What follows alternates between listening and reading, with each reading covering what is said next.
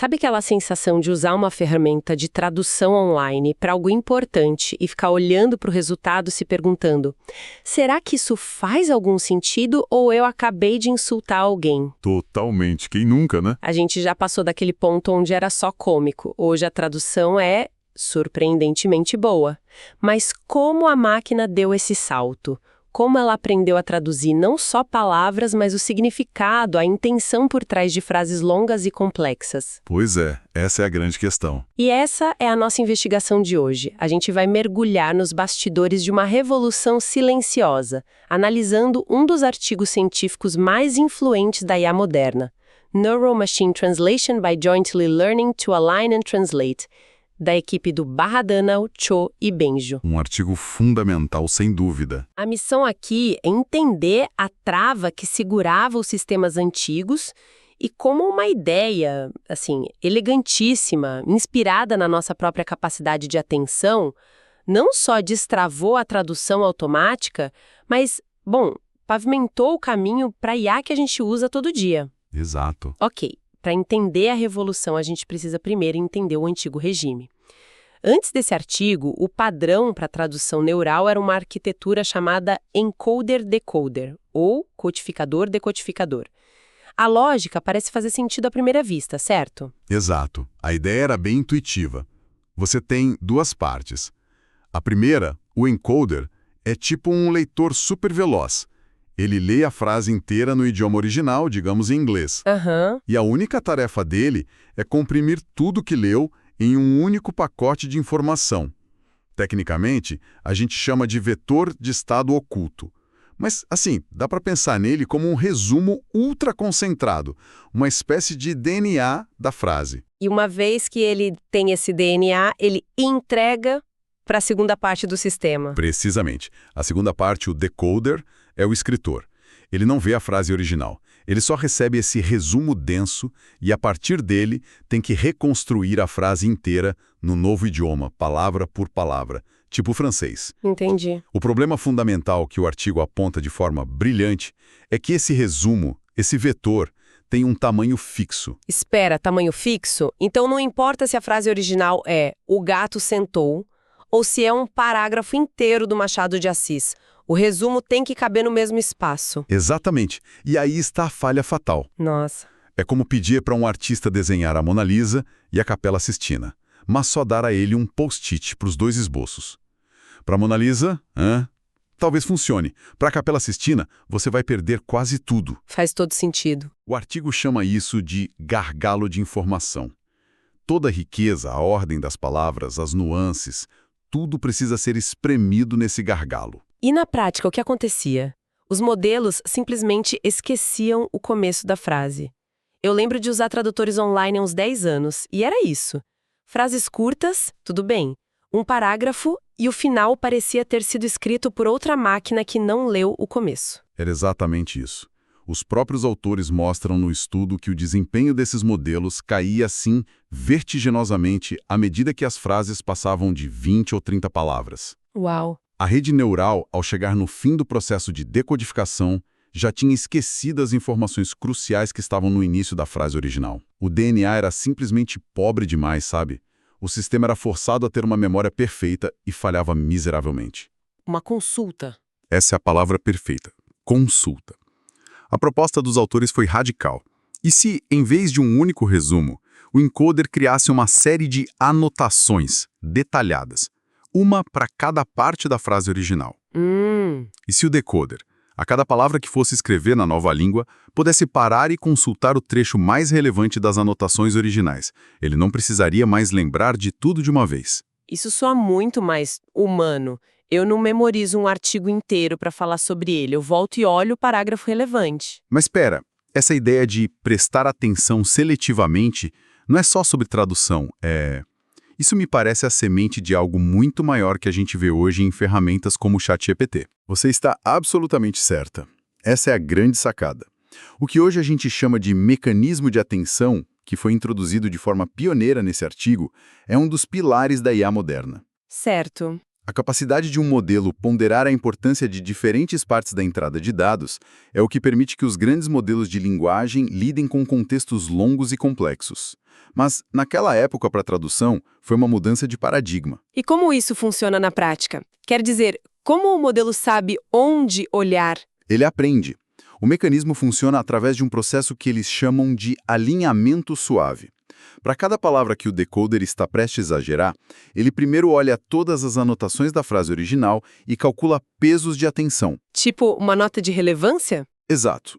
Uma pontuação de relevância para cada palavra de origem. Palavras mais importantes para aquele momento recebem um peso maior. Todas essas anotações ponderadas são combinadas num vetor de contexto, que é único para cada passo da tradução. Ah, então o contexto muda dinamicamente? Para traduzir a primeira palavra, ele pode estar olhando para o começo da frase original. Para traduzir a 10ª, ele pode estar focado no meio. Exatamente. E para tornar essas anotações ainda mais ricas, eles usaram uma rede neural recorrente, uma RNN, bidirecional. Ok. Basicamente, uma RNN processa sequências, como palavras, mantendo uma memória do que veio antes. Ao torná-la bidirecional, a rede lê a frase da esquerda para a direita e da direita para a esquerda ao mesmo tempo. Ah, que interessante. Assim, a anotação para a palavra banco, por exemplo, sabe que antes veio Centenou e depois veio da praça. O contexto fica muito mais completo. Entendi. É uma solução incrivelmente elegante. Mas não parece computacionalmente muito mais complexo? Ter que calcular todas essas relações para cada palavra em vez de só ler um vetor único? Não deixaria tudo muito mais lento? Essa é uma ótima pergunta. E sim, é computacionalmente mais caro. Você está fazendo muito mais cálculos. Mas o trade-off valeu a pena. Imagino. O que se perdia em velocidade bruta se ganhava de forma esmagadora em precisão. Era a diferença entre uma tradução rápida e errada e uma um pouco mais lenta, mais correta e coerente. Eles provaram que era melhor dar à IA uma cola para consultar do que testar sua péssima memória. Essa ideia de um holofote dinâmico em vez de uma memória sobrecarregada parece genial no papel. Mas a gente sabe que no mundo da IA, o que funciona na teoria nem sempre sobrevive ao campo de batalha dos dados.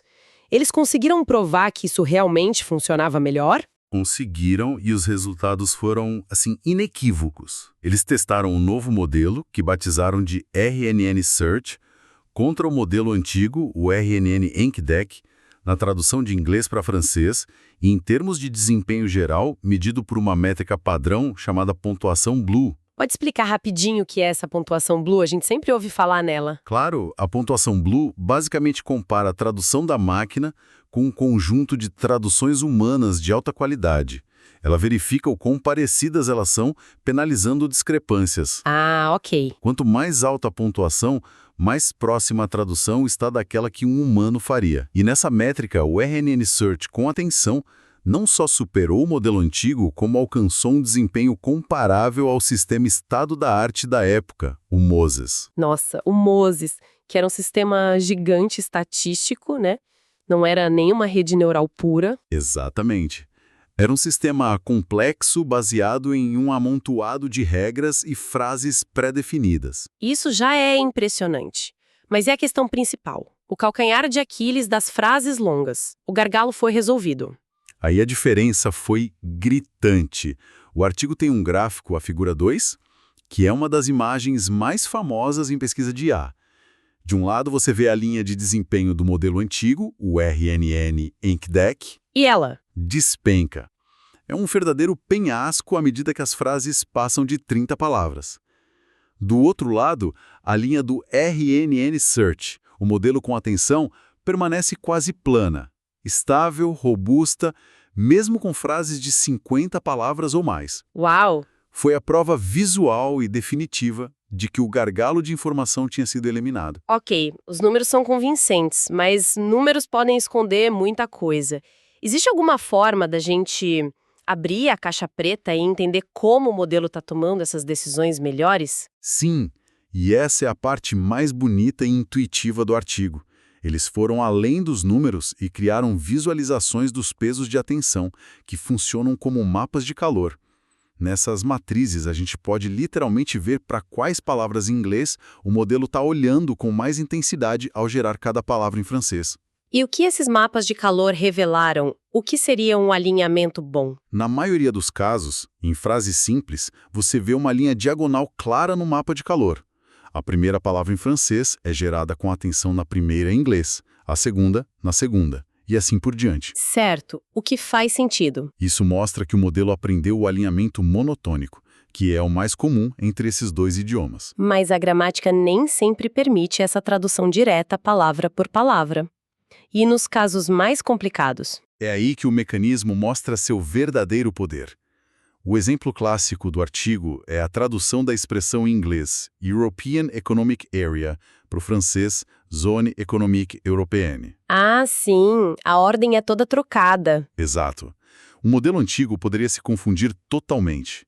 O mapa de calor do RNN Search, no entanto, é fascinante. Para gerar a primeira palavra em francês, zone, o modelo foca intensamente na última palavra em inglês, area. Nossa! Depois, para gerar economic, ele volta sua atenção para economic. E por fim, para European, ele olha para European. Uau! Ele aprendeu sozinho a reordenar substantivos e adjetivos para se adequar à gramática francesa. Ele não está só traduzindo, está reestruturando a sintaxe. Precisamente. É um nível de compreensão muito mais profundo. E vai além. Outro exemplo sutil, mas poderoso, é o do alinhamento suave, para traduzir the man para l'homme. Certo. Um alinhamento rígido tentaria mapear de para lê e man para homem. Mas em francês, a escolha do artigo definido depende do gênero e da primeira letra do substantivo. É verdade. O modelo aprendeu isso. A visualização mostra que para gerar l'homme, ele não olha só para man. Ele distribui sua atenção entre de e man simultaneamente. Ele entende que as duas palavras juntas informam a escolha correta. Fica claro que isso foi uma virada de chave para a tradução. Mas vamos voltar ao que a gente mencionou antes? Por que essa ideia de atenção se espalhou como fogo pela comunidade de IA, muito além da tradução? Qual foi o real legado desse artigo? O legado foi a descoberta de um mecanismo fundamental para lidar com informações sequenciais. Se a gente conecta isso ao quadro geral, percebe que o artigo não resolveu só um problema de tradução. Certo. Ele ofereceu uma solução elegante para o problema das dependências de longo prazo, que era uma praga em muitas áreas da IA. Qualquer tarefa que envolve entender uma longa sequência de informações, seja um texto, um áudio, sofria do mesmo problema de esquecimento. Então, para resumir um texto longo, por exemplo, um modelo com atenção pode olhar para as frases mais importantes do texto original ao escrever cada frase do resumo. Exatamente. Ou num chatbot. Para dar uma resposta coerente, ele precisa prestar atenção não só na última pergunta, mas talvez em algo que foi dito 10 turnos atrás na conversa. Faz todo sentido. A atenção permite que o modelo vasculhe o histórico e foque no que é relevante. É a mesma lógica. A atenção se tornou a base para arquiteturas mais poderosas como os Transformers, que são um motor por trás de quase todos os grandes modelos de linguagem que conhecemos hoje. É uma mudança de filosofia, então. Em vez de tentar construir uma memória gigantesca e perfeita, que é frágil, a gente ensina a máquina a ter um foco de atenção ágil e preciso. Isso. É um passo muito mais próximo de como sistemas cognitivos, como o nosso cérebro, parecem funcionar. A gente não carrega o conteúdo de uma biblioteca inteira na memória de trabalho para responder uma pergunta. Verdade. A gente usa a nossa atenção para buscar e focar na informação relevante.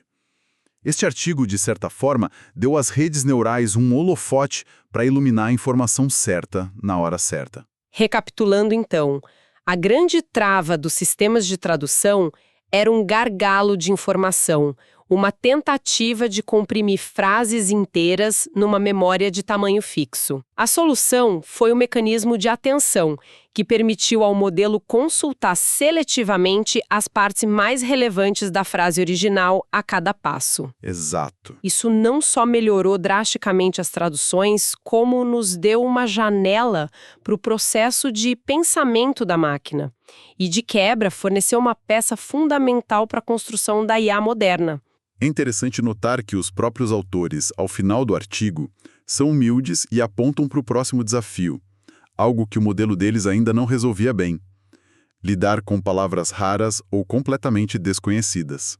Ah, o problema do vocabulário. Exato. Um problema que continua sendo um campo de pesquisa ativo até hoje. Isso me deixa pensando numa coisa. O artigo mostrou que um sistema pode aprender a identificar qual informação disponível é relevante. Mas se o próximo desafio são as informações que ele não tem, será que o próximo passo é um sistema que aprende não só a focar, mas a buscar ativamente o conhecimento que lhe falta? Até que ponto um mecanismo de atenção pode ser a base não apenas para traduzir o que já se sabe, mas para formular as perguntas certas sobre o que não se sabe, se aproximando de um raciocínio mais abstrato e uma verdadeira compreensão